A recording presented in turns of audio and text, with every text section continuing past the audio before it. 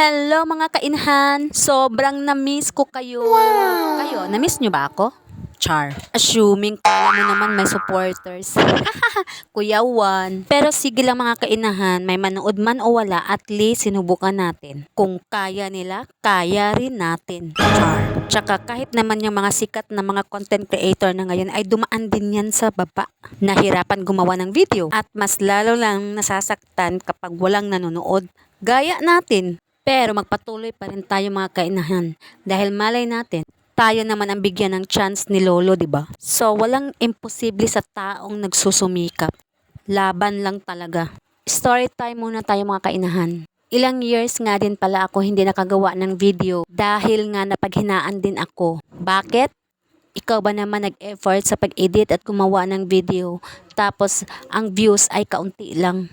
O diba, saklap? Yung akala ko na mawala na yung bahay ko dahil pulang-pula na yung ano ko ba. Basta, alam niyo na yun.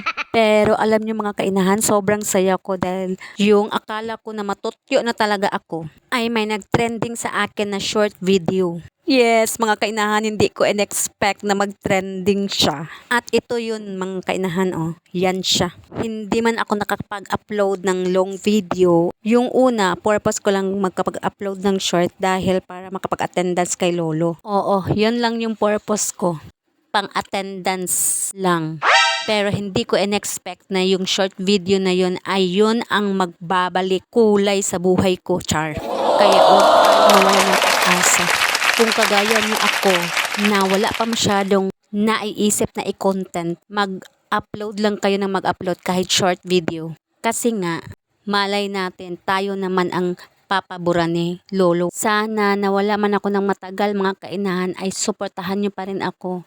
Mag-iwan kayo ng baka sa baba kung saang lugar ito napadpad para naman mapuntahan ko yung mga bahay ninyo. O diba, magtulungan tayo. Ganun lang yun. Siya, hanggang dito na lang muna mga kainahan. Salamat sa panonood at kita-kits tayo sa susunod kong video, okay? Babush!